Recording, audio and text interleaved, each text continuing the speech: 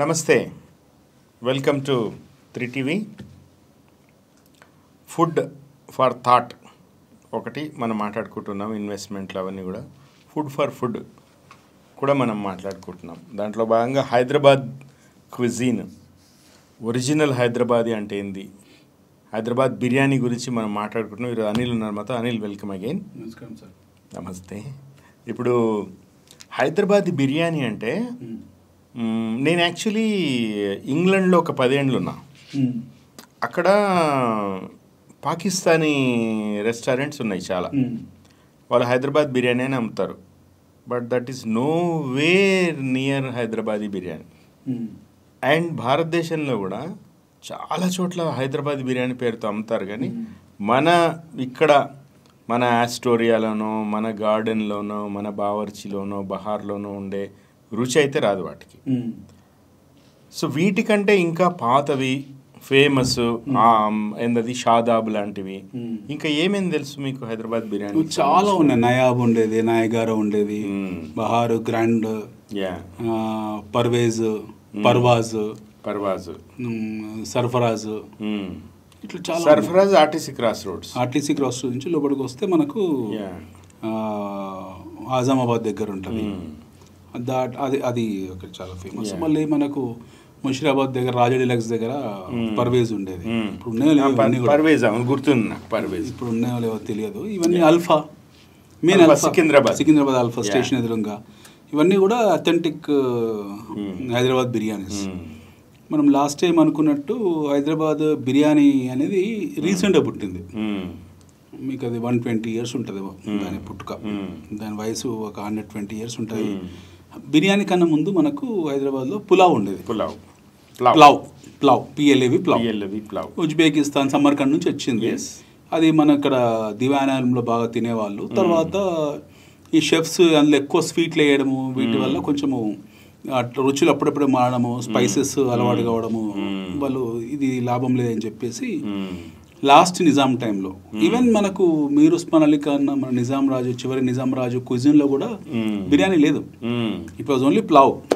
ఇంకా ఆయన చివరి లాస్ట్ ఇంకా పీరియడ్లో మొదటిసారి బిర్యానీ ఇంట్రడ్యూస్ అయింది.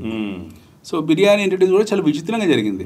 ఒక యాక్సిడెంటల్ క్విజిన్ అనమాట అది. అట్లా వాళ్ళు మాంసం మామూలుగా ఏంటంటే ఈ రైస్ని సపరేట్గా, మాంసం సపరేట్గా వండేవాళ్ళు.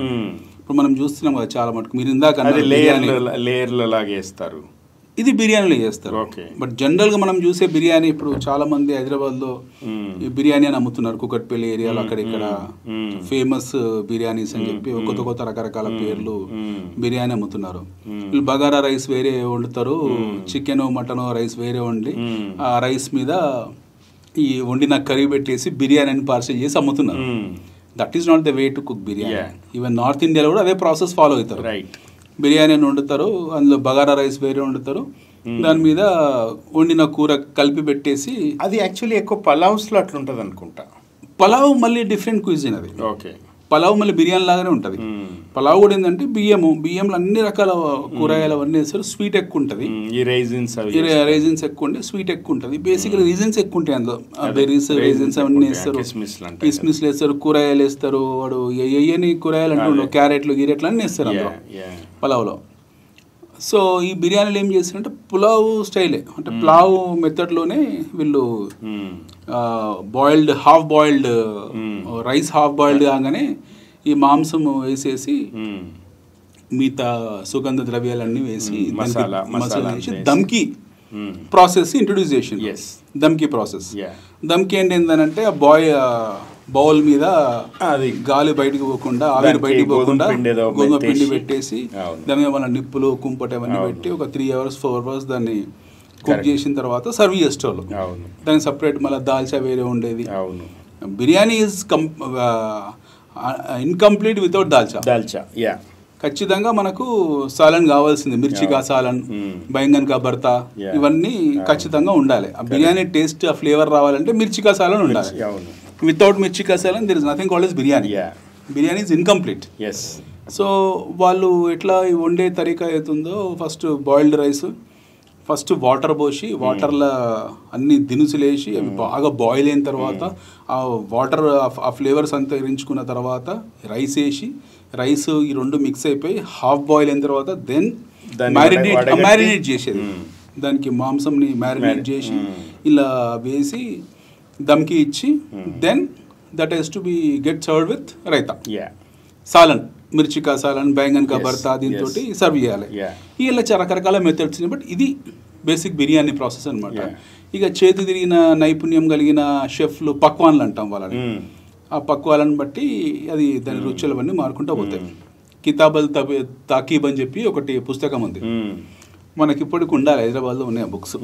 కితాబల్ తాకీబ్ అని అంటే ఆ బుక్లో అన్నీ మనకు వంటలు ఎట్లా ఉండేవి, వండే ప్రాసెస్ ఏంది, పద్ధతి ఏంటి, అన్నీ అందులో ఉన్నాయి. సో అందులో బిర్యానీ లాస్ట్ చేర్చిండ్రు. ఇది ఎప్పటిదో 15th century 14th century book, Persian book. అలా బిర్యానీ ప్రస్తావన ఉండదు, బిర్యానీ తర్వాత వచ్చింది. బిర్యానీ తర్వాత బిర్యానీ గురించి రాసిండ్రు అందులో.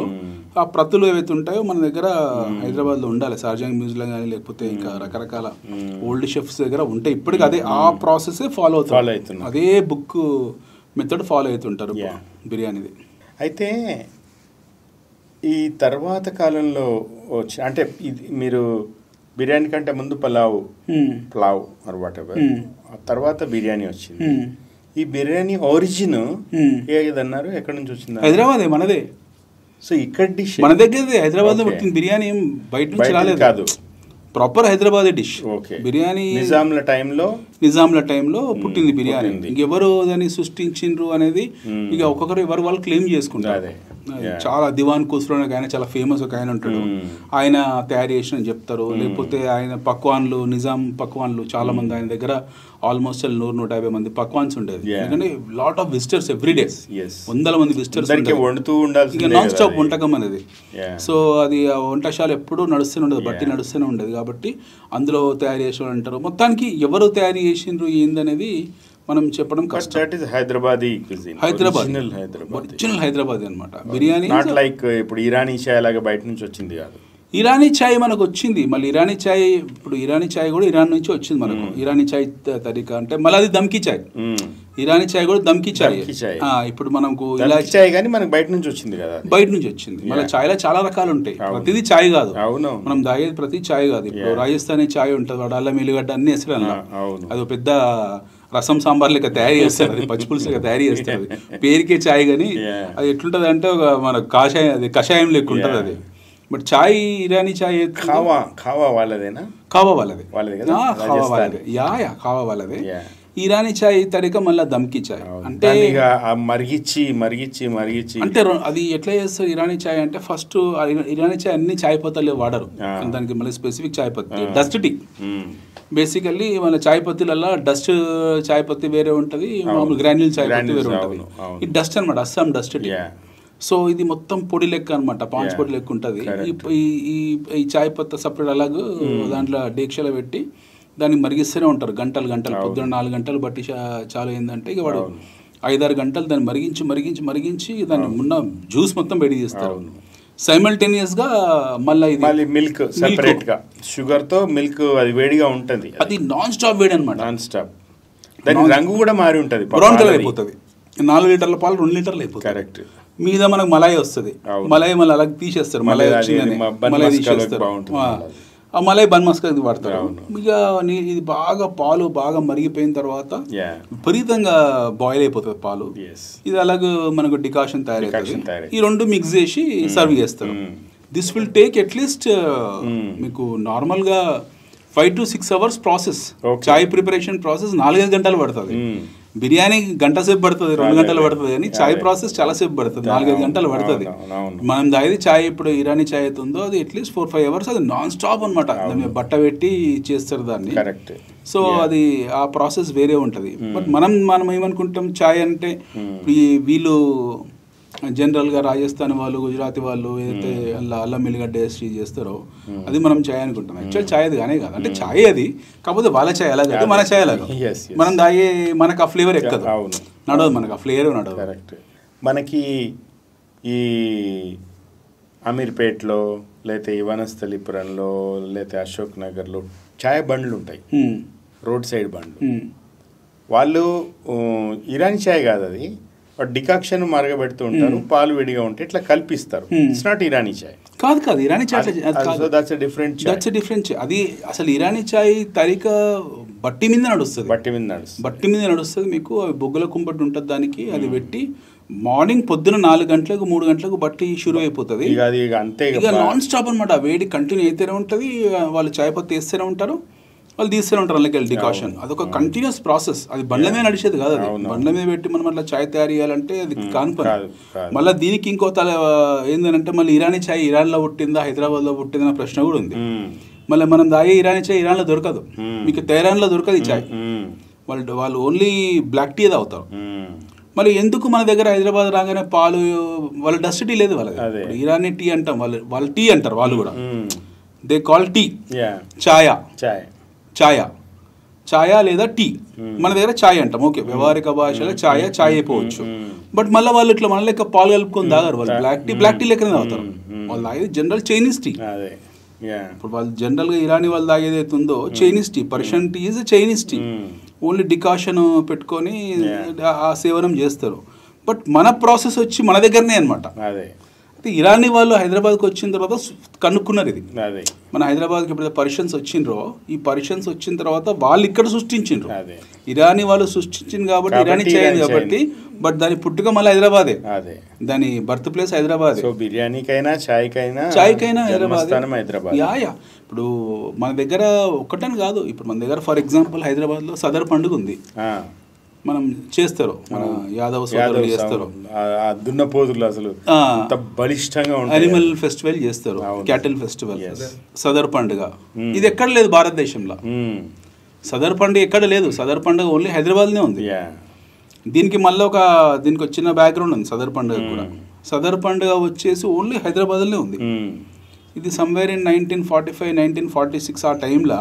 అప్పుడు మనకు ఈ రజాకార్ల ఈ ఆగడాలు లొల్లి పంచాయతీ అవుతున్న టైంలో ఏంటంటే ఎస్పెషల్లీ ఎవరి కమ్యూనిటీ వాళ్ళు దానికి వ్యతిరేకించడము, ఉద్యమం చేయడం స్టార్ట్ చేసారు. రజాకార్లని తిప్పికొట్లు స్టార్ట్ చేసారు. మనకు ఒక ఇదేంటంటే ఆంధ్ర కమ్యూనిస్ట్ పార్టీ వచ్చి రజాకారులు ఎదుర్కొన్నారు తుపాకుల ద్వారా అని ఒక మొత్తం వీలే చేసిండ్రు అనేది ఒక అది ఎస్టాబ్లిష్ చేసిన, క్రియేట్ చేసిన మా పబ్లిక్ మైండ్లో. బట్ అది కొంచెం మనం దాన్ని డిస్కౌంట్ చేయాల్సిందే. వాళ్ళు కమ్యూనిస్ట్ పార్టీలు కూడా పార్టిసిపేట్ చేసిండ్రు రజాకార్ వ్యతిరేక ఉద్యమంలో. కమ్యూనిస్ట్ పార్టీ కూడా ఇన్వాల్వ్ అయింది, సాయుధ పోరాటంలో వాళ్ళు ఉన్నారు.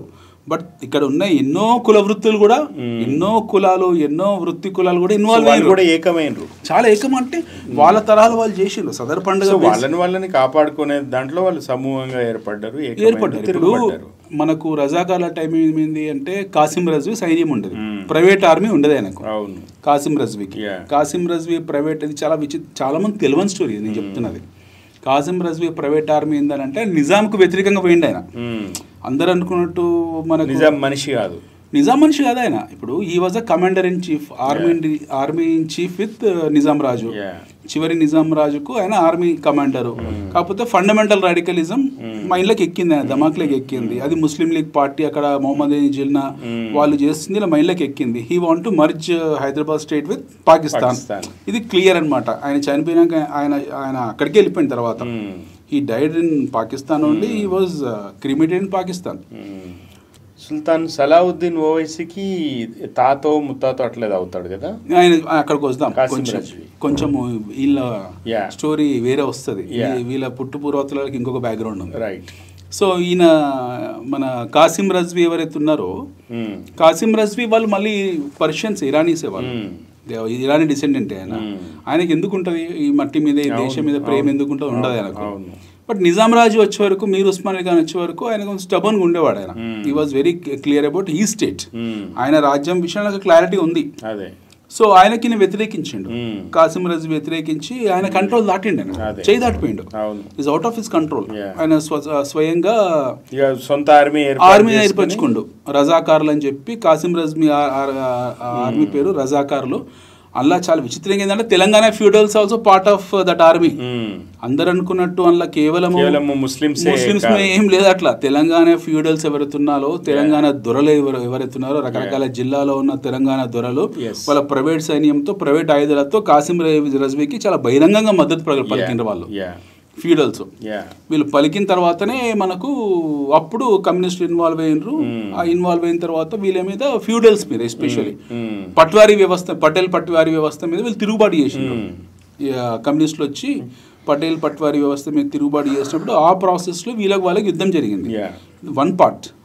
బట్ రజాకార్ల మీద తిరుగుబాటు చేసింది ఒక్క కమ్యూనిస్టులే కాదు, ఈవెన్ కుల వృత్తులు కూడా, చిన్న చిన్న కుల వృత్తులు వాళ్ళు కూడా సమూహాలుగా ఏర్పడి వాళ్ళు కూడా తిరుగుబాటు చేసిండ్రు. అందులో తెలంగాణ యాదవులు, హైదరాబాద్ యాదవులు ఎవరైతే ఉన్నారో అప్పుడు వీళ్ళు మన యాదవులు సదర్ ఉత్సవాలు మొదలుపెట్టారు. ఈ ఆయన పేరు కూడా మల్లేష్ యాదవ్ ఏమో ఉంటుంది ఆయన పేరు, Chaudhary Mallesh Yadav. Is a man who organized. ఆయన పేరు మల్లేష్ యాదవ్, మల్లేష్ చౌదరి యాదవ్ అట్లేదో పేరు ఉంటుంది. వైఎంసీ దగ్గరని మొదటిసారి సదర్ పండుగ స్టార్ట్ చేసింది కూడా 1945, 1946 మన స్వాతంత్రం రాకముందుకే ఒక 2-3 ఏళ్ల ముందే సదర్ ఉత్సవాలు మొదలు పెట్టిండ్రు. దీనికి ఒక కారణం ఉంది. ఎందుకు సదర్ ఉత్సవాలు మొదలు పెట్టిండ్రు అని అంటే, వీళ్ళు రజాకారులు ఏం చేసేవాళ్ళు, వాళ్ళ సైన్యాన్ని పోషించడం కోసము, వాళ్ళ సైన్యం చాలా అపారమైన సైన్యం ఉంటుంది. ఆయన ఇక్కడ ఫ్యూడల్స్ ఉండేవాళ్ళు, తెలంగాణ పటేల్ పట్వారీ వ్యవస్థలో ఉన్న దొరలు ఎవరైతే ఉన్నారో వాళ్ళు కూడా ఆయనకు మద్దతు ఇచ్చేది. ఎట్ ది సేమ్ టైం ఆయన నాటిన విషబీజాలు, మతపరమైన విషబీజాలు ఏవైతున్నాయో మిగతా వాళ్ళు వచ్చి చేరిండ్రు అందులో. లాట్ ఆఫ్ పష్తున్స్ కూడా ఆయన దాంట్లో ఉన్నారు. వీళ్ళ ఎంతసేపు తెలంగాణ గ్రామాలు ఇవ్వడం, దోచుకోవడం, జనాన్ని చంపడము, అత్యాచారాలు చేయడం ఇదే పని ఉండేది. ఇంత పెద్ద సైన్యం దాదాపు 1,00,000-1,50,000 మందికి భోజనాలు పెట్టాలి. ఏం చేసేది, ఊర్ల మీద పడేది. ఊర్ల మీద పడి వీళ్ళు క్యాటిల్ ఎత్తుకోపోయేది, బర్రెల్ని, ఆవుల్ని, మేకల్ని, ఏది దొరుకుతుంది ఇక పీక్కొని తినడే అనమాట. ఇక మనుషులను తప్పిస్తే మనుషులు తినొచ్చు, క్యానిబల్స్. అట్లా వీళ్ళు తినడం స్టార్ట్ చేసిండ్రు. హైదరాబాద్లో ఇవన్నీ అంతరించిపోయినాయి. హైదరాబాద్ చుట్టుపక్కల ప్రాంతంలో 1 సంవత్సరం 2 సంవత్సరాల కాలంలో లైఫ్ స్టాక్ అంతా కూడా గాయబైపోయింది. లైఫ్ స్టాక్ ఏదైతుందో క్యాట్, ఎస్పెషల్ ఆవులు, బర్రెలు, మేకలు, దున్నపోతులు ఇవన్నీ కూడా కనుమరుగైపోతున్నాయి. వాళ్ళు ఏ స్థాయికి పోయినారంటే రోజు ఫుడ్ కావాలి వాళ్ళకు. అందుకోసము సైన్యాధ్యక్షులు అంటే వాళ్ళు వెళ్తుంటారు కమాండర్స్, కింద సైన్యం తెలియకుండా చివరికి గాడిదలను కూడా ఎత్తుకోవడం స్టార్ట్ చేసిండ్రు. ఈవెన్ ద డాంకీస్ ఏవైతే ఉన్నాయో అవి కూడా మాయమైపోతుండే. మనకు నార్సింగి చుట్టుపక్కల దోబిఘాట్లు ఏవైతే ఉన్నాయో, హైదరాబాద్ గట్కేసర్ దగ్గర దోబిఘాట్లు, నార్సింగి దోబిఘాట్లు, మంచిర్యాల దోబిఘాట్లు, ఓల్చుట్లో కర్మన్ ఘాట్ దోబిఘాట్లు. ఈ దోబిఘాట్లల్లో గాడిదల మీద అప్పుడు ఆ జమానాలు ఏంది, బట్టలని తీసుకుపోయేది. అట్లా రాత్రి లేచి చూస్తే తెల్లారి గాడిదలు గాయబైపోయేది. దోబికా పరేషాని, గదేకా బిర్యానీ దోబికా పరేషాని, అదనమాట. గదేకా బిర్యానీ దోబికా పరేషాని అంటే అది వాడు గాడిదలు తీసుకెళ్ళి దాని బిర్యానీ ఉండేది. ఇక్కడ వీళ్ళు దోబి ఎవరైతే ఉంటారో చాకలి వాళ్ళ పాపము వాళ్ళకు చూస్తే వాళ్ళ గాడిదలు కనుమరుగైపోతుండే. సో అట్లా ఆ టైంలో ఏం జరిగిందంటే లైఫ్ స్టాక్ని వీళ్ళు ఎత్తుకుపోయి తింటున్నారని చెప్పేసి ఈ ఎవరైతే యాదవులు ఉంటారో, యాదవ సోదరులు, వాళ్ళు బేసికలీ క్యాటిల్ వాళ్ళ కంట్రోల్లో ఉంటుంది. సో ఈ మన ఆవులు, దున్నపోతులు ఇవన్నీ కూడా వాళ్ళ చేతుల్లోనే ఉంటాయి. అప్పుడు వాళ్ళు ఇట్లా కాదు, ప్రజలందరినీ ఒక తాటి మీద తీసుకురావాలి, అట్లీస్ట్ మా కులస్తులని లేదా ఈ లైఫ్ స్టాక్ని మెయింటైన్ చేస్తే ఎవరైతే ఉన్నారో వీళ్ళందరినీ అలర్ట్ చేయాలని చెప్పేసి వాళ్ళు సదర్ ఉత్సవం మొదలుపెట్టిండ్రు. సదర్ ఉత్సవం 1945, 1944, 45, 46 ఈ టైంలో సదర్ ఉత్సవం. దీపావళి తర్వాత 2nd డే నుంచి 3rd, 4th, 5th డే ప్రతి సంవత్సరం దీపావళి తర్వాత 2nd, 3rd డే నుంచి సదర్ ఉత్సవాలు జరుగుతాయి. ఓల్డ్ సిటీలో మనకు జరుగుతాయి, వైఎంసీ నారాయణ అద్భుతంగా జరుగుతాయి. ఈ ఉత్సవాలు ఏం చేసిందంటే వాళ్ళ స్టాక్ని కౌంట్ చేయించేది, మన దగ్గర ఎంత స్టాక్ ఉంది అని చెప్పేసి ఆ స్టాక్ని తీసుకొచ్చి, లైఫ్ స్టాక్ని తీసుకొచ్చి, వాళ్ళ క్యాటిల్ని తీసుకొచ్చి, వాళ్ళ పశు సంపదను తీసుకొచ్చి పబ్లిక్లో ప్రదర్శన చేసేది. ప్రదర్శన ఎట్లా అంటే పెద్ద పెద్దవి ఉండేవి, గిర్ర ఆవులు ఇట్లాంటి పెద్ద పెద్ద భారీ స్థాయిలో ఉండేది. ఒకటి హాట్ ఫుడ్, నో ఫుడ్ పెద్ద పెద్దవి ఉండేవి. వాటిని తీసుకొచ్చి బల ప్రదర్శన చేసేది అనమాట. అరే మేమేం తక్కువ కాదు, మేము కూడా బాహుబలి టైప్ వాళ్ళమే, అవసరం వచ్చి దీన్ని తీసుకొచ్చి గుద్దుతాం నిన్ను Yes. అన్నట్టు ఆ బెదిరింపుకు ప్రతిఘటన Yeah. చేయడం స్టార్ట్ చేసిండు Yeah. వీళ్ళు కూడా. Yeah. అది సద్దు మనిగించాలని చెప్పి ఆగడాలని. అదే. సో అట్లా సదర్ ఉత్సవం ఏర్పడ్డది. Ah. ఇప్పుడు మళ్ళీ అనొచ్చు సదర్ అంటే ఏంటంటే, సదర్ అంటే కూడలి. సదర్ అంటే కూడలి. Okay. మెయిన్ సిటీలో మెయిన్ సెంటర్ పేరు జంక్షన్. మెయిన్ సెంటర్ పేరు సదర్. మన ఢిల్లీలో సదర్ ఉంది, బాంబేలో సదర్ ఉంది, నాగ్పూర్ లో సదర్ ఉంది. ప్రతి ఊర్లో ఒక సదర్ ఉంటది నార్త్ లా. సదర్ అంటే మెయిన్ రోడ్, మెయిన్ చౌరస్తా, అట్లా మెయిన్ ఏరియాని సదర్ అంటారు అనమాట. సో అట్లా పేరు తీసుకొచ్చి సదర్ ఉత్సవాలను పెట్టి మెయిన్ రోడ్ మీద ఉత్సవాలు స్టార్ట్ చేసిండ్రు. స్టార్ట్ చేసి తర్వాత 2-3 ఏళ్లకు ఇక భారత స్వాతంత్రం వచ్చింది. తర్వాత మనం ఆంధ్ర రాష్ట్రం ఏర్పడ్డది. ఇక అది ఆ పరంపర కొనసాగింది. తర్వాత ఉత్సవంగా మారిపోయింది. ఇప్పుడు అందరు పార్టిసిపేట్ చేసి ఎంజాయ్ చేస్తారు. కాకపోతే దీని బ్యాక్గ్రౌండ్ ఇదనమాట. యాక్చువల్లీ ఇది బ్యాక్గ్రౌండ్. అట్లా మనకు ఇదొకటి. తర్వాత లాల్ దర్వాజా బోనాలు ఒకటి, అందులో రంగం చెప్తారు, ఇవన్నీ ఉంటాయి కదా. బోనాలు కూడా రంగం చెప్పడం కూడా కారణము అదే. ఏది నిజాం కాలం, అరే రజ్వీగాను ఎగిరిపోతావు, రంగం పుట్టడానికి కారణం ఏదనమాట. అదే రంగంలో ఏమంటారు సవారీ వచ్చిన ఆమె చెప్తుంటది. ఇక ఆమె శిగం వస్తుంది కదా వాళ్ళకు, వచ్చిన వాళ్ళు చెప్తారు. 2 ఉంటాయి 3 ఉంటాయి. ఒకటి ఘట్టం అని ఉంటది అందులో మనకు ఇది బోనాల పండుగల. ఒకటి ఘట్టము, ఒకటి రంగం, తర్వాత 3 వ్యక్తి ఇంపార్టెంట్ పర్సన్ పోతురాజు.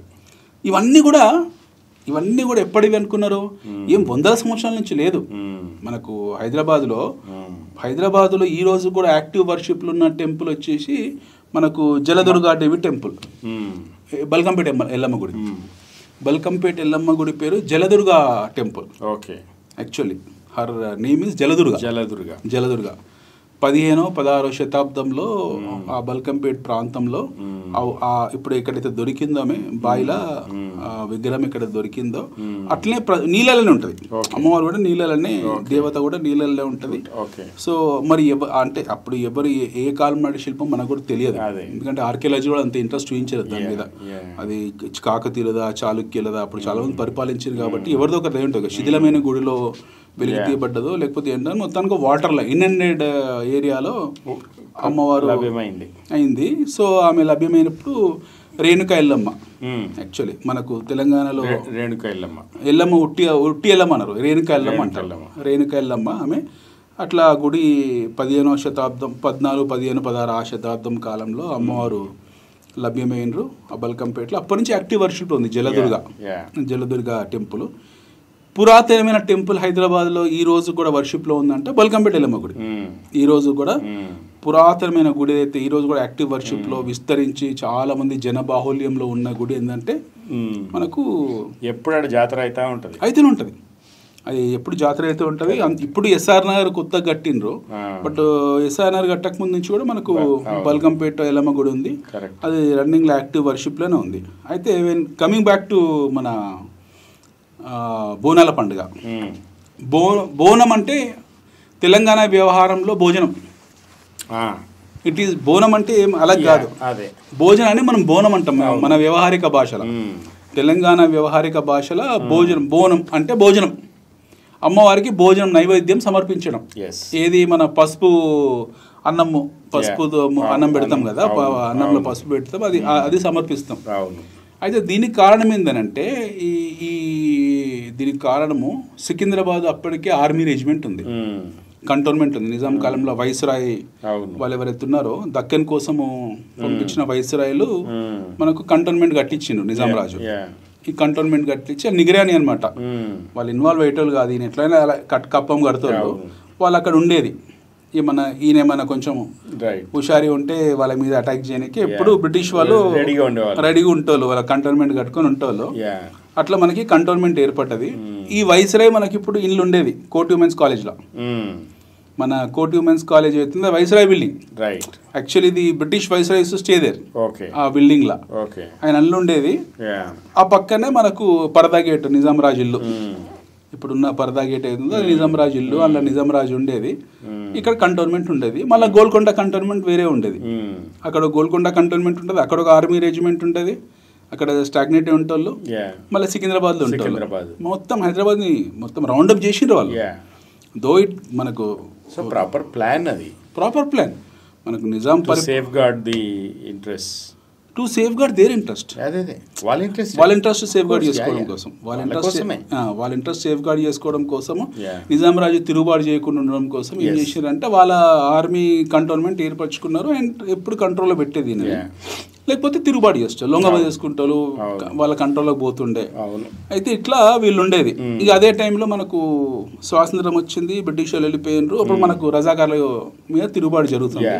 దానికన్నా పూర్వము, దానికన్నా ఒక 40-50 ఏళ్ళ పూర్వం ఏందనంటే మన ఆర్మీ, వీళ్ళు సికింద్రాబాద్ ఆర్మీ ఎవరైతే ఉన్నారో ఈ ఒక బెటాలియన్ ఆర్మీ, ఒక రెజిమెంట్ని వీళ్ళు ఉజ్జయినికి పంపించిండ్రు. ఎవరు బ్రిటిష్ వాడు వాని పని మీద పంపించుకుండు. అరే మీరు ఉజ్జయిని ఉండరా అని వీళ్ళందరినీ ఒక 20,000 మందిని పంపించినాడికి. మధ్యప్రదేశ్ ఉజ్జయిని, ఇండోర్ దగ్గర ఉన్న ఉజ్జయిని. మన మహాకాళేశ్వర టెంపుల్ ఉంటుంది అక్కడ, మహాకాళి టెంపుల్ ఉంది ఉజ్జయిన్లో. ఒక్కరిదే ఈయనదే కాదు, మహాకాళేశ్వరి ఉన్నాడు అక్కడ. తర్వాత ఉజ్జయిని మహాకాళి ఉంది, అక్కడ పోయినరు వీళ్ళ డ్యూటీ పడ్డది. డ్యూటీ మీద ఆడికి పోయినరు. పోయిన తర్వాత అప్పుడే హైదరాబాద్లో మసూచి వచ్చింది. మన చికెన్ పాక్స్ ఇట్లాంటి రోగాలన్నీ వచ్చినాయి. జనాలు పిట్టలకి ఎగిరిపోతున్నారు. వీళ్ళు పోయిన సైనికులు వెళుతున్నారు. అడిగి పోయినప్పుడు అరే ఇట్లా మా వాళ్ళకు ప్రాబ్లం వచ్చిందని చెప్పేసి వాళ్ళు టెన్షన్లోకి వచ్చి ఆ ఉన్న అమ్మవారి గుడి పోయి మొక్కుకున్నారు. ఉజ్జయిని మహాకాళి ఏమని, మా దగ్గర ఉన్న మసూచి పోతే నేను మీకు గుడి కట్టిస్తామమ్మా అని వాళ్ళు మొక్కుకున్నారు. కొన్నాళ్ళకు ఇక సర్ రొనాల్డ్ రాస్ మనకు రావడము, క్వారంటైన్ హాస్పిటల్ రావడము, కంటైన్మెంట్ జరగడము, ప్లస్ వీళ్ళ ప్రార్థనలు ఫలించడం, ఏదో ఇక రకరకాల కారణాలు మొత్తానికి అది కథ ఇరాడికేట్ అయిపోయింది, వెళ్ళిపోయింది, సిటీలోకి వెళ్ళిపోయింది. వాళ్ళు అనుకున్నట్టు లేదు, మన కంప్లీట్గా అది ఫినిష్. మనకు దాని వ్యాక్సినేషన్ అనుకునేది హైదరాబాద్లో, అది పోయింది. అది పోయిన తర్వాత శాశ్వతంగా పోయింది భూమి నుంచి, ఈ భూమి మీదకి వెళ్ళిపోయింది శాశ్వతంగా. వాళ్ళ ఆడ నుంచి వాపస్ హైదరాబాద్ వచ్చిన తర్వాత మన రెజిమెంటల్ బజార్ సికింద్రాబాద్లో ఇక్కడ అమ్మవారి గుడి కట్టిండ్రు. ఉజ్జయిని మహాకాళి టెంపుల్ కట్టిండ్రు. యాక్టివ్ వర్షిప్లు ఉండేది అమ్మవారి గుడి. రెగ్యులర్గా అందరూ రావడం పోక సికింద్రాబాద్ జనరల్ బార్ లాగా చుట్టుపక్కల బస్తీలో ఉంటారు, షాపులు దుకాణాలు దందా చేసేవాళ్ళు అందరూ కూడా దే వేర్ యాక్టివ్. కరెక్ట్. అది నడుస్తుండే. రజాకారుల టైంలో ఏం జరిగింది, స్వాతంత్రం వచ్చేసి మనం భారతదేశంలో మనకి ఇక్కడ లోపల మన దేశం అంతా సంతోషంగా ఉండేది. మనం ఒక్కళ్ళు వెళ్ళి పంచాయతీ ఉండేది, మనకు గొడవ అయ్యేది, రజాకారులతో ఇష్యూ ఉండేది సామాన్య ప్రజలకు. ఆ టైంలో ది ఇంట్రడ్యూస్, అందులో మొదటిసారి రంగం ఇంట్రడ్యూస్ చేసిండ్రు. రంగం అంటే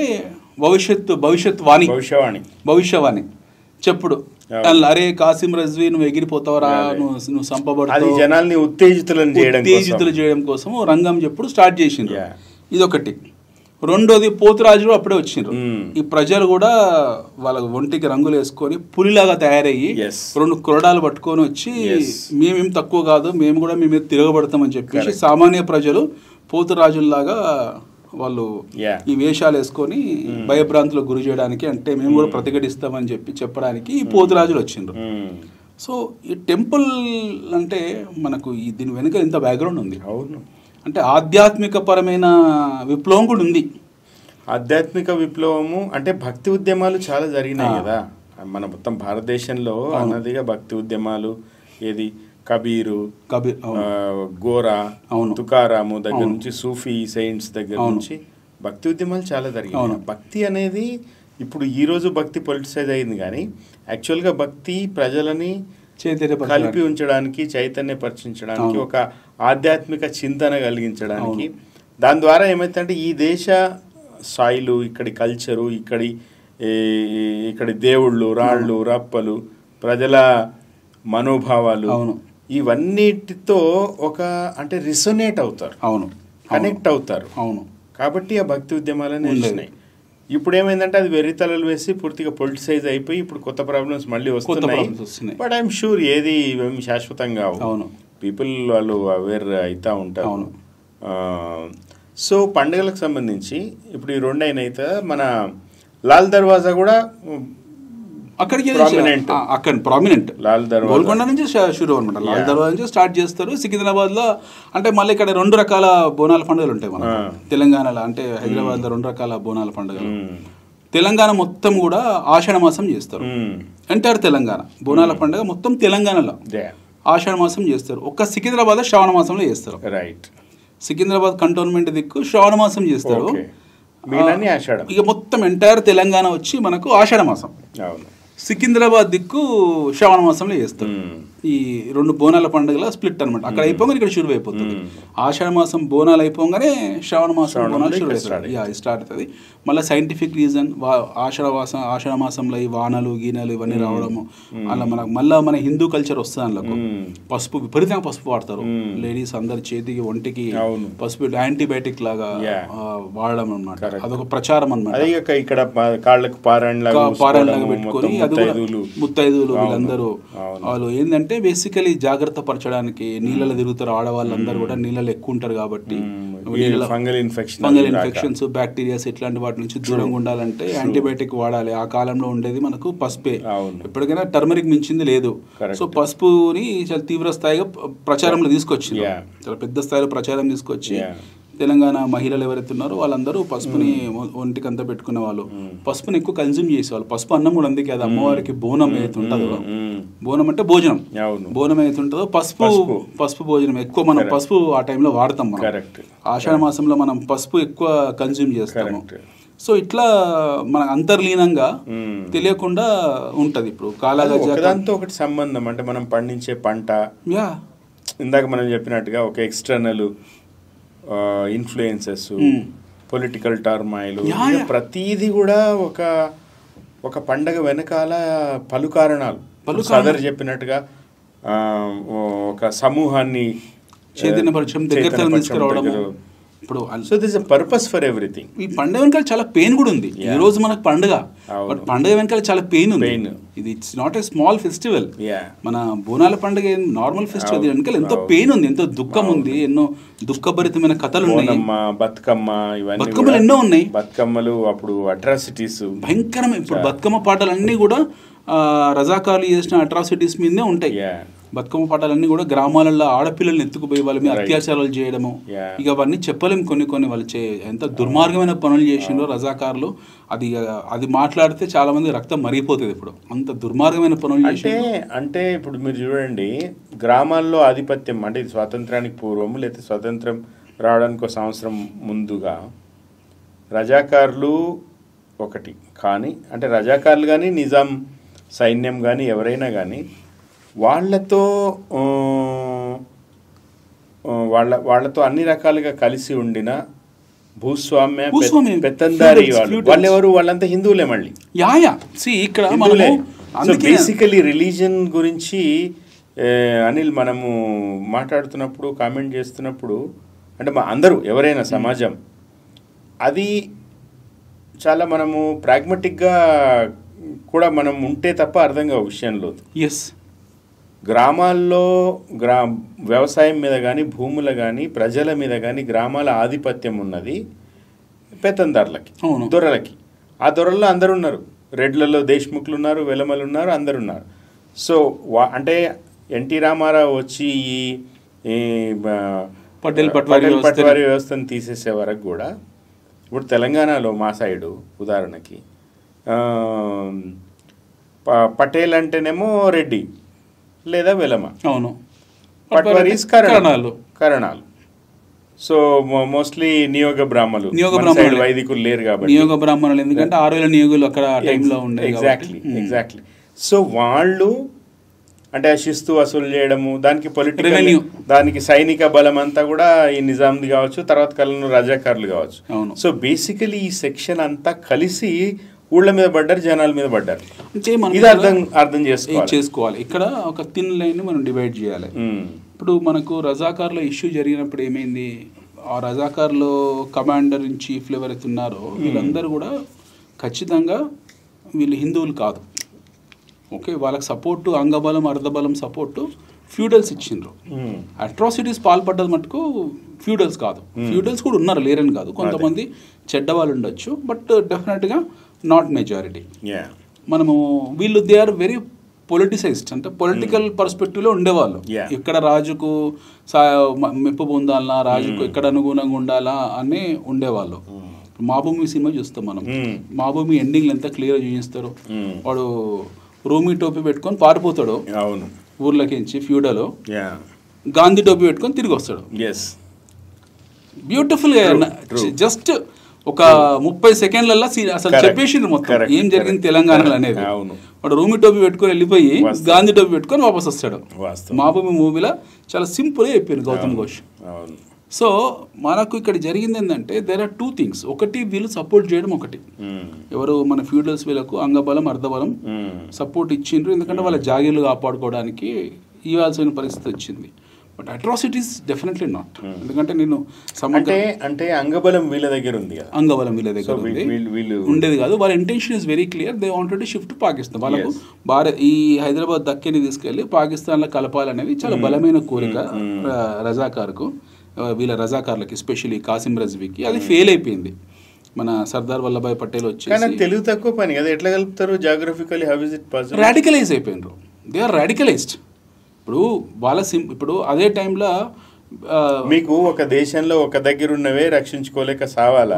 అదే టైంలో మరి ఎట్లా అంటే బంగ్లాదేశ్, పాకిస్తాన్ కాబట్టి అది విడిపోయింది కదా. మనం విడగొట్టాం. తూర్పు పాకిస్తాను సరే, మనం ఆ టైంలో మనము ఇందిరాగాంధీ సహాయపడింది అది వేరు, కానీ ఎవరున్నా ఈవెన్చువల్లీ జరగాల్సిందే. It's literally not possible to. ఇప్పుడు బ్రిటిష్ వాళ్ళు కూడా ఆ విషయానికి వస్తే బ్రిటిష్ ఇండియా అవుతుందో బ్రిటిష్ ఇండియా అనుకుంటారు వాళ్ళు కూడా, క్వీన్ ఆఫ్ బ్రిటిష్ అండ్ చెప్పుకునేది. బట్ వాళ్ళు పాలించలేకపోయారు కదా భారతదేశాన్ని. ఎక్కడ పాలించగలిగిన వాళ్ళు? భారతదేశాన్ని కాదు, వాళ్ళ కాలనీస్ ఏవి పాలించలేకపోయారు. కాలక్రమంలో ఏమవుతుంది అంటే ఇవన్నీ ఎవరు వాళ్ళు ఇండిపెండెంట్ స్టేట్స్ అయిపోయి డిక్లేర్ చేసుకుంటారు. ఇప్పుడు ట్రావెన్కోర్ రాజ్యం కూడా సపరేట్ కావాలని చూసింది. ఒక మాట చెప్పాలంటే వాళ్ళు ఇండిపెండెంట్ కావాలని చూసిండ్రు. అట్లా ఎవరి వాళ్ళు వాళ్ళ దగ్గర అపారమైన సంపద ఉండేది, కానీ సాధ్యపడదు. ఆల్ థ్యాంక్స్ టు మన ఐరన్ మ్యాన్ వల్లభాయ్ పటేల్.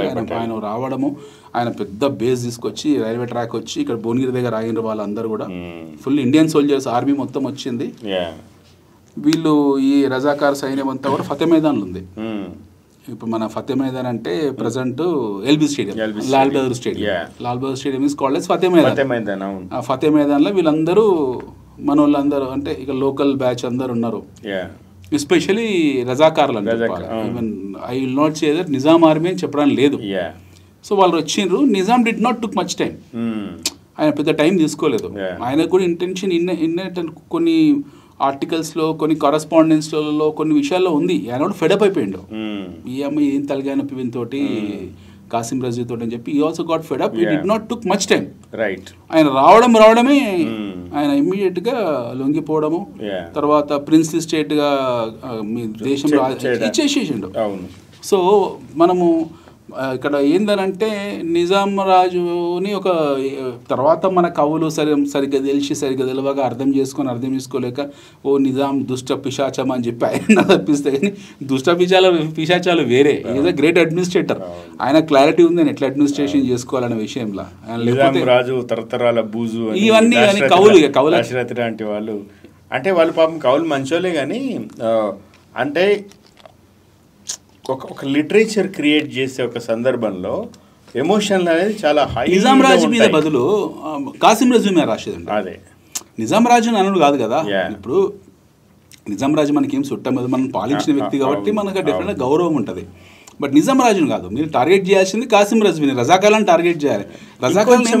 ఇంకొంచెం లోతుగా పోతే నాకు అనిపిస్తుంది, రాజులు ఎవడైనా పూర్తిగా మంచి రాజులు అనేది ఎందుకు ఉంటాడు? వాడు రాజేగాడు ఫస్ట్ ఆఫ్ ఆల్. అట్లా అయితే when you compare with one Raju with another, like governments మారినప్పుడు పాత గవర్నమెంట్ కొత్త గవర్నమెంట్ని ఇట్లా కంపేర్ చేస్తాము, ఆ మంచా కాదా అనేది ఆ సాంద్రతలో తేడా ఉంటుంది తప్ప ఒక రాజు పూర్తిగా చెడ్డవాడు, ఒక రాజు పూర్తిగా మంచివాడు అనేది అసాధ్యమని నా భావన. ఇప్పుడు మనము కళ్ళద్దాలు, బయాస్డ్ కళ్ళద్దాలతో చూస్తే చెడ్డ రాజులో మంచి రాజులకు కనిపిస్తాం. అద్దాలు మనం పెట్టుకుని అద్దాలను బట్టి ఉంటుంది, మనం ఏ కళ్ళద్దాలతో చూస్తున్నామో ఉంటుంది. ఇప్పుడు కృష్ణదేవరాయలు ఫర్ ఎగ్జాంపుల్, ఆయన కృష్ణదేవరాయలు అంటే మన దృష్టిలో ఎన్టీఆర్ని కృష్ణదేవరాయలు అంటే మన టక్కున గుర్తు వచ్చేది ఎన్టీఆర్ రూపం. అట్లుంటాడు కృష్ణదేవరాయలు. ఆయన ఉండేది 5'6", 5'5" హైట్, స్ఫోటికపు మచ్చలు ఉండేవి. ఆయన విపరీతంగా అనాకారి కురూపి అంటారు కదా, చాలా. ఆయన ఈజ్ అ గ్రేట్ అడ్మినిస్ట్రేటర్, అలా అనుమానం కూడా లేదు. గ్రేట్ అడ్మినిస్ట్రేటరు అండ్ చాలా సాహితీ పిపాస ఉన్నవాడు ఇవన్నీ సెకండరీ. కన్నడ ఆంధ్ర భాషల్లో ఆయన తోపు ఏం లేదు, ఆయన తోపుగా తురుము కదా, ఏం కాదు ఆయన. ఎందుకు ఆయన ఈ హిమ్సెల్ఫ్ పెండ్ కదా, అముక్తమా లేదా, ఇవన్నీ అవన్నీ గోస్ట్ రైటర్సా లేకపోతే ఆయన రైటింగా మనకు తెలియదు. మళ్ళీ కరస్పాండెన్సెస్ తీసుకోవాలి.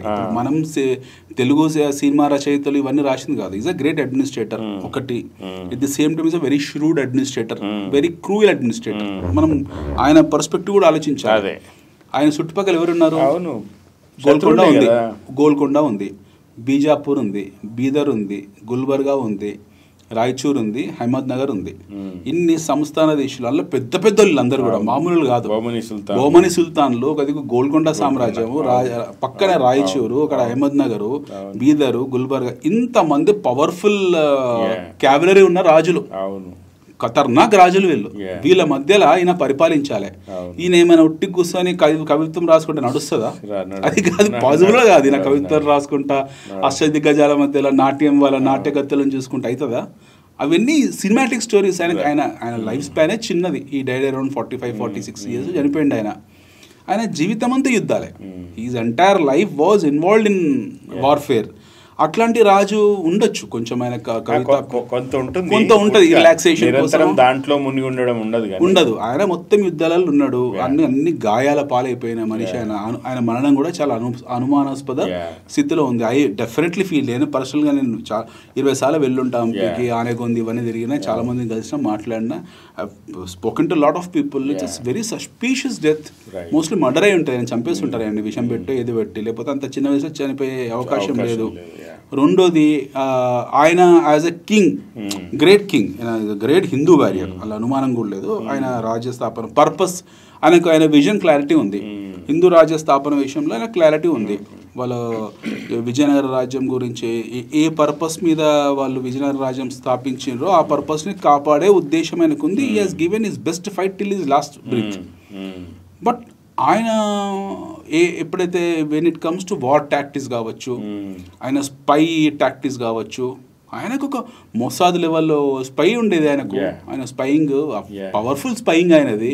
ఆయన వాచ్ టవర్స్ పవర్ఫుల్గా ఉండేవి. At the same time when it comes to his accessions కావచ్చు, ఆయన సైన్యాన్ని మోటివేట్ చేసే పద్ధతి, he has built something called as Mahanavami Dibba. Hampi రాజ్యం నడిబొడ్డుల మహానవమి దిబ్బ అని చెప్పి పెద్ద ఒక మండపం ఏర్పరిచిండు. ద వెరీ పర్పస్ ఇస్, వాళ్ళు మహానవమి దసరా అప్పుడు ఒక ట్రిప్పుల 10,000 దున్నపోతుల్ని వాళ్ళ తలలు నరికేది. దట్ వెరీ పర్పస్ అదే అనమాట. రక్తంతో తడిసిపోయేది, అది రక్తం ఏర్లై పారిపోయేది, పారేది. Very purpose is to kill the buffaloes. ఆ బుల్స్ని చంపేసేది దున్నపోతుల్ని. ఆ పర్పస్ కోసమే మహానవమి దిబ్బ అనేది కట్టిన వాళ్ళు. ఒక రాజు, ఆయన ఒక రాజు ప్రజలను మోటివేట్ చేయాలి, రక్తం నుంచి ఇప్పుడు ఎందుకంటే ఇప్పుడు నిరంతరం అదే అంటున్నా. ఆయన చుట్టూ 6-7 మంది వీళ్ళు ఉన్నారు, సుల్తాన్లు ఉన్నారు. ఏ టైం అయినా దాడులు చేయొచ్చు. నేననేది సైన్యానికి ఫియర్ ఫ్యాక్టర్ తీసేయడం కోసం, మాంసం కాదు. ఇట్ ఈస్ నాట్ మాంసం. సైన్యంలో ఉన్న ఫియర్ ఫ్యాక్టర్ ఉంటుంది కదా. రేపు యుద్ధంలో పోతే మరణాలు చూసినప్పుడు చెల్లించకుండా ఉండడానికి, యుద్ధాలు పోయినప్పుడు రక్తం చూసి భయపడకుండా ఉండడానికి, ప్రజలను కూడా ప్రిపేర్ చేయడానికి మెంటల్గా.